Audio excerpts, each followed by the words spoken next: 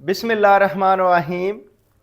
मैं हूं मोहम्मद आसिफ चौधरी और अगेन थैंकफुल हूं इंस्टीट्यूट ऑफ टैक्स प्रोफेशनल्स का, जिन्होंने आज एक बहुत ही इम्पोर्टेंट टॉपिक है और एक बहुत बड़ा डिसीजन आया है फेडरल कॉन्स्टिट्यूशनल कोर्ट का, जिसमें सुपर टैक्स का जो केसेस चल रहे थे उसके बारे में जजमेंट आई है और इसने स्ट्रेंथन किया है मेरा पॉइंट ऑफ व्यू, जो कि मैं अक्सर अपने लेक्चर्स में ये देता रहता था कि टैक्स की थ्योरीज़ क्या हैं। टैक्स की जो थ्योरीज़ हैं वो ये है कि जो हाई अर्नर लोग हैं वो टैक्स ज़्यादा पे करेंगे, लो अर्नर जो हैं वो कम पे करेंगे। टैक्स प्रोग्रेसिव होना चाहिए, रिग्रेसिव नहीं होना चाहिए। इनडायरेक्ट टैक्सेस नहीं होने चाहिए, डायरेक्ट टैक्सेस होने चाहिए। ये जो लोग मुझे फॉलो कर रहे हैं, मैं अक्सर ये अपनी रिसर्च से ये उनको साबित करता रहता था कि टैक्सेस जो है हमेशा प्रोग्रेसिव होना चाहिए, टैक्सेस हाई अर्नर लोगों को देना चाहिए और रिग्रेसिव नहीं होना चाहिए। इनडायरेक्ट टैक्सेस कम होने चाहिए, डायरेक्ट टैक्सेस ज़्यादा होने चाहिए। तो यही जो मेरी बात थी, इसको जो फेडरल कॉन्स्टिट्यूशनल कोर्ट है एफसीसी, उसने एक जजमेंट दी है और उस जजमेंट ने मेरा पॉइंट ऑफ व्यू भी स्ट्रेंथन दी है। तो इसकी अगर हम बात करें कि बैकग्राउंड क्या है इस केस का, तो बैकग्राउंड ऐसे है कि super tax challenge before the high courts. Super tax basically क्या होता है? ये ऐसा टैक्स होता है जो हाई अर्नर लोगों को लगाया जाता है। ये सबसे पहले 2015 में स्टार्ट हुआ, जबकि खैबर पख्तूनख्वा में दहशतगर्दी की वजह से बहुत से लोग डिसप्लेस्ड हुए, उनको अपने घरों से छोड़ के कहीं जाना पड़ा, तो उनके लिए एक टैक्स लगाया गया कि उन लोगों की मदद की जाए। तो वो 5% था, जो कि 30 करोड़ से ऊपर वाले इनकम के पे लगाया गया था। जब with the passage of time फिर उसको तकरीबन इनकम का स्लैब कम कर दिया गया, 15 करोड़ से ज़्यादा इनकम जो कमाते हैं उन पे फिर लगाया गया और रेट उसका कर दिया गया 10%, जिसमें बैंकिंग कंपनीज थी या जो भी हाई अर्नर है। और टैक्स की थ्योरी भी ये कहती है कि हाई अर्नर जो है उसको हाई टैक्स देना चाहिए। तो जब ये दोबारा लगा 2022 में या 3 में, तो उसको फिर मुख्तलिफ कोर्ट्स में चैलेंज कर दिया गया, जिसमें Sindh high court, Lahore high court और इस्लामाबाद हाई कोर्ट में, और फिर उन्होंने रूलिंग्स दी। तो फेडरेशन और एफबीआर जो हैं ये इन्होंने अपील की, अपीयर हुए before the constitutional federal court में। तो उसमें फिर क्या फ़ैसला आया, वो बड़ा तारीख साज फैसला है और उसने रेवेन्यू जनरेशन और जो असल थीम है टैक्स का, उसके लिए बड़ा अहम किरदार अदा करेगा। तो कोर कॉन्स्टिट्यूशनल क्वेश्चन क्या थे उसमें? जो क्वेश्चन मेन ये था कि is the super tax discriminatory under the article 25 equality. कि कहते हैं जी ये आपने कुछ लोगों को लगा दिया है, डिस्क्रिमिनेशन होगी इससे और बाकी लोगों को नहीं लगेगा, तो आर्टिकल 25 की ये वायोलेशन होगी। ये कतन ऐसा नहीं था, जिसमें ये बताया गया कि हाई अर्नर जो हैं उनकी और लो अर्नर की डिस्क्रिमिनेशन नहीं होती। हाँ, डिस्क्रिमिनेशन ये होती है कि एक ही तरह की इनकम कमाने वाले जो लोग हैं उनमें ये प्रॉब्लम होती है। तो वो कोर्ट ने उसमें कहा कि नहीं जी, ये बिल्कुल डिस्क्रिमिनेशन नहीं होगी। दूसरा ये है कि does parliament have competence under entry 47 tax on income, कि क्या पार्लियामेंट के पास ये इख्तियार है कि वो एंट्री 47 के तहत टैक्सेशन लगा सके, कर सके। भाई जब पार्लियामेंट का काम ही कानून साजी करना है तो वो कानून साजी क्यों नहीं कर सकती? तो ये भी कोर्ट ने फैसला दे दिया जी, बिल्कुल कर सकती है और वो होगा। और कैन सुपर टैक्स अप्लाई रेट्रोएक्टिवली, और क्योंकि ये 23 में ला आया था तो इसको अप्लाई कर दिया था 22 में, कि इसका पीछे से भी इफेक्ट क्या होगा, रेट्रोएक्टिव इफेक्ट होगा। तो इसको भी कोर्ट ने मान लिया जी रेट्रो। ये मेन क्वेश्चन थे उसके। तो अब क्वेश्चन को आगे एक्सप्लेन करते हुए हम चलते हैं। तो फेडरल कॉन्स्टिट्यूशनल कोर्ट जो थी उसका फाइनल वर्डिक्ट क्या आया, फाइनल डिसीजन क्या था, क्या फाइनल उसने बताया? कहा जी ऑल मेजर चैलेंजेस रिजेक्टेड। जहाँ जहाँ भी ये चैलेंज किया गया है सारे चैलेंजेस को रिजेक्ट कर दिया गया और स्टेट जो लॉ बना है लॉ को एक्सेप्ट कर लिया गया। High courts judgement set side, high courts की जो जजमेंट थी उनको सेट असाइड कर दिया गया और section 4B and 4C declared intra वायरीज। Section 4B और 4C सुपर टैक्स के हैं। अगर आप मेरे लेक्चर्स देखेंगे तो मैंने उधर एक्सप्लेन भी किया हुआ है 4B और 4C को कि किन किन को और कौन से हाई अर्नर हैं जिनको ये टैक्स लगेगा। तो कोर्ट ने ये कह दिया कि ये बिल्कुल ठीक है और ये होना चाहिए और इस पर टैक्स लगना चाहिए। The legislature have full authority in the physical matter, और जो लेजिस्लेशन करती है हमारी असेंबलीज़ हैं, हमारे कॉन्स्टिट्यूशनल की जो असेंबलीज़ हैं जिस पे क्वेश्चन उठाया गया था कि वो कानून साजी नहीं कर सकती, लेकिन कोर्ट ने कह दिया, फेडरल कॉन्स्टिट्यूशनल कोर्ट ने कह दिया जी उनके पास फुल इख्तियार है और वो कानून साजी कर सकती हैं।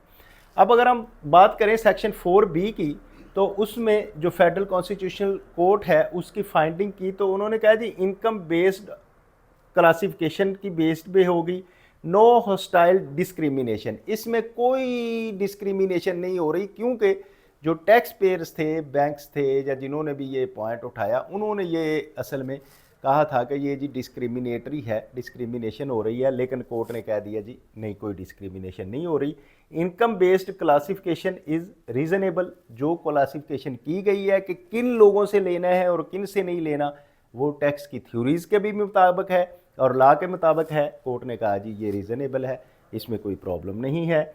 और valid exercise of legislative power, और जो लेजिस्लेशन ने अपनी पावर प्रॉपर यूज़ करके इसको कानून बनाया है और ठीक कानून बनाया है। Any hardship legislative domain not judiciary, तो ये क्योंकि जुडिशरी की डोमेन ही नहीं है, जुडिशरी ने तो जो लॉ बन गया उस पर काम करना होता है, तो जो लेजिस्लेटिव का भी काम है, जिन्होंने कानून बनाना होता है उन्होंने कानून बनाया और उन्होंने ठीक बनाया, तो ये जुडिशरी का काम नहीं था। अब सेक्शन 4C की बात करें, nature of the super tax की, तो क्या है जी, standard alone tax on the income, कि क्योंकि ये इनकम पे टैक्स है तो ठीक है, डायरेक्ट टैक्सेस है, टैक्स की थ्योरीज के मुताबिक है, independent of normal income tax, normal income tax की तरह इंडिपेंडेंट है कि बस स्लैब जो है हायर अर्नर के लिए उन्होंने ज़्यादा कर दिया, और applies to all income sources, और ये सारे इनकम सोर्सेज जिस जिस सोर्स से भी इनकम आनी है उस पर ये अप्लाई होता है। और valid under the finance act as a money bill, तो जो फाइनेंस एक्ट पास हुआ है उसके मुताबिक ये वैलिड है और सुपर टैक्स लागू हो गया एज इट इज़, और सबको, जिन लोगों ने नहीं दिया था, स्टे लिए थे, कोर्ट्स में चल रहे थे, अब सब हाई अर्नर को टैक्स देना पड़ेगा। रेट्रो एक्टिव एप्लीकेशन अप्रूव्ड, और जो क्योंकि ये 23 में आया और एप्लीकेबल फ्रॉम था टैक्स ईयर 2022 से, तो रिटर्न नॉट फाइल्ड येट, अगर जिसने नहीं की तो वो उनको करनी पड़ेगी और वो 22 से ही टैक्स देंगे। रेट्रोएक्टिव इसका इफेक्ट होगा। Permissible under the physical law, और लॉ के ये बिल्कुल मुताबिक है, अगर किसी ने कर लिया तो वो रिवाइज करके उसके मुताबिक करेगा। Islamabad high court rulings restricting retroactivity overturned, तो जो रिस्ट्रिक्ट किया गया था इस्लामाबाद हाई कोर्ट की तरफ से, तो फेडरल कॉन्स्टिट्यूशनल कोर्ट ने उसको रिस्ट्रिक्ट, उसको कर दिया है, ओवरटर्न कर दिया है। तो अगर हम बात करें rate of tax for the tax year 2023 की, तो फाइनेंस एक्ट 2023 रेट्स अप्लाई, तो जो 23 के रेट्स होंगे फाइनेंस एक्ट में रेट दिए गए हैं, बल्कि अगर आप मेरा लेक्चर वो देख लें सुपर टैक्स का 4B का और 4C का, तो आपको मज़ीद उसकी तफसील का पता चल जाएगा। और इस्लामाबाद हाई कोर्ट रूलिंग जो है उसको भी ओवरटर्न कर दिया गया, ये मैंने पहले ही बताया है। अब बैंकिंग कंपनीज़ की बात करें, क्योंकि मेजर जो स्टेक होल्डर्स उसमें बैंकिंग कंपनीज़ थी, और बैंकिंग कंपनी के लिए सुपर टैक्स एप्लीकेबल है, ये कोर्ट ने कह दिया जी उनके लिए भी एप्लीकेबल है, और फ्रॉम टैक्स 2023 ऑनवर्ड उनके लिए एप्लीकेबल होगा। तो अब अगर हम एक्सप्लेनेशन एंड प्रोडक्शन कंपनीज जो हैं स्पेशल ट्रीटमेंट्स इनके साथ, एक्सप्लोरेशंस कंपनीज ऐसी होती हैं जो कि ऑयल एंड गैस के रिलेटेड काम कर रही होती हैं और ऑयल एंड गैस एक्सप्लोर कर रही होती हैं। जब एक्सप्लोर करने के लिए पहले उनकी क्योंकि इन्वेस्टमेंट आ रही होती है, जब एक्सप्लोर हो जाती हैं चीज़ें, ऑयल आ जाता है तो फिर ज़्यादा है, तो उनके लिए कुछ जो स्पेशल ट्रीटमेंट के बताया गया है कि सब्जेक्ट टू 5th शेड्यूल में जो लिमिट्स दी गई हैं उनके मुताबिक उनको टैक्स लगा जाएगा। और can not exceed petroleum concession agreement जो है, पीसीए जो उनका होता है थ्रेशोल्ड, उससे जो ये एक्सीड नहीं करेगी। और फ्रेश असेसमेंट रिक्वायर्ड, इसकी ये भी कह दिया गया, डायरेक्शन देगी कि इसकी नई असेसमेंट करें। जो पहली पीसीए चल रहा है पेट्रोलियम कंसेशन एग्रीमेंट्स सारी ई एंड पी कंपनीज़ के लिए, तो उनके लिए खुसूसी डायरेक्शंस दी गई है। अब जो कैपिटल गेन्स की बात की गई थी कि कैपिटल गेन को कवर करती है या नहीं करती, कि जो प्लॉट्स बहुत ज़्यादा महंगे बेच के उसमें बहुत प्रॉफिट कमाते हैं, तो सेक्शन 37A है, क्योंकि कैपिटल गेन का ये भी मेरा लेक्चर है यूट्यूब में अवेलेबल है। इनकम टैक्स ऑर्डिनेंस के लेक्चर्स में इनकम टैक्स की जो प्ले लिस्ट है उसमें होगा, तो उसमें भी आप देखेंगे कि 8th शेड्यूल इनकम इंक्लूड होगी इसमें, तो वो भी कोर्ट ने उसका डिसीजन में कह दिया। अब जो एग्जेम्प्ट फंड्स हैं, प्रोटेक्टेड जो फंड हैं, जो फंड किसी की वेलफेयर के लिए हो रहे हैं, किसी के लिए कर रहे हैं, तो उनके बारे में कहा गया प्रोविडेंट फंड, बेनोवलेट फंड और वैलिड एग्जेम्पशन सर्टिफिकेट जिसके पास होगा उस फंड को एग्जेम्पशन होगी, उन पे टैक्स नहीं लगेगा, क्योंकि वो वेलफेयर्स के लिए और इस कामों के लिए यूज़ होते हैं। तो अब अगर हम जुडिशियल ओवर रीच कर्व की बात करें, तो इसमें courts can not run tax administration. ये बहुत अच्छी सुप्रीम फेडरल कॉन्स्टिट्यूशनल कोर्ट ने बहुत बात अच्छी कर दी वैसे, क्योंकि मोस्टली ऐसा होता है कि एफबीआर का बहुत सारा रेवेन्यू जो है वो कोर्ट्स में फंसा हुआ है। कोर्ट्स मोस्टली डायरेक्शंस दे रही होती हैं कि जी आप जो है ना इस तरह से करवाएं, इस तरह से करवाएं, क्योंकि अदारा जो है एडमिनिस्ट्रेशन जो है कलेक्शन करना उसका काम है, लेकिन कोर्ट्स की तरफ से बाज़-औक़ात ऐसे स्टेज ऐसी चीज़ें आ जाती हैं जिसमें प्रॉब्लम होती है, तो वो भी उन्होंने courts can not run tax administration, ये बात उन्होंने बड़ी क्लियरी की, ये अच्छी बात हो गई। और Islamabad high court directives to FBR set decide, जो इस्लामाबाद हाई कोर्ट ने डायरेक्टिव्स दिए थे या कोर्ट्स मुसलसल दे रही हैं आपको पता है, तो उनके लिए एक ये लम्हा फ़िक्रिया है, ये उनको सोचना पड़ेगा कि फेडरल कॉन्स्टिट्यूशनल कोर्ट ने इस फैसले में थोड़ा सा लिमिटाइज़ किया है और कहा है, जो मेरी सोच है, मेरी समझ के मुताबिक, कि एडमिनिस्ट्रेशन के काम एडमिनिस्ट्रेशन को करने दें और बाकी आप अपने करें। वाई दिस जजमेंट मैटर्स, तो ये क्यों इंपॉर्टेंट है और आज मुझे क्यों इधर खड़ा होकर आपको बताना पड़ा, मुझे क्यों ये बात कहनी पड़ी। मेरे लिए स्पेसिफिक इसलिए भी ज़रूरी था कि मैं हमेशा रिसर्च बेस्ड टैक्स थ्योरीज़ की बात करता था और आपको कहता था कि टैक्स थ्योरीज़ ये कहती हैं कि जो हाई अर्नर लोग हैं उनको टैक्स देना है, प्रोग्रेसिव टैक्स पे आना है, डायरेक्ट टैक्सेस पे आना है। तो मेरे लिए तो ये भी इम्पोर्टेंट है, और बाकी के लिए ये मैं बता देता हूँ, इसलिए है कि स्ट्रेंथन एफबीआर इन्फोर्समेंट। इसमें आपने देखा कि फेडरल कॉन्स्टिट्यूशनल कोर्ट ने कोर्ट्स को थोड़ा सा लिमिटाइज़ किया और इन्फोर्समेंट को उन्होंने स्ट्रेंथ किया कि आप अपनी इन्फोर्समेंट करें। एंड लिटिगेशन अनसर्टनिटी, जो लिटिगेशन में चले जाते थे ऐसे ही अनसर्टन सी लिटिगेशन हो रही होती थी और बहुत ज़्यादा जो रेवेन्यू है स्टक अप हुआ था कोर्ट्स में, उनको भी उन्होंने ज़रा एक स्केप दिया है कि वो इन्फोर्समेंट करें और उनको करें। आगे उन्होंने री इन्फोर्समेंट पार्लियामेंट्री सुपरमेसी और पार्लियामेंट की सुपरमेसी की बात की गई है इस फेडरल कॉन्स्टिट्यूशनल कोर्ट के डिसीजन में, जो कि पार्लियामेंटेरियन अक्सर उसके बात करते हैं कि सुपरमेसी उसकी है जो लॉ बनाता है, और वाकई वो लॉ बनाते हैं तो उसकी सुपरमेसी की बात की गई है।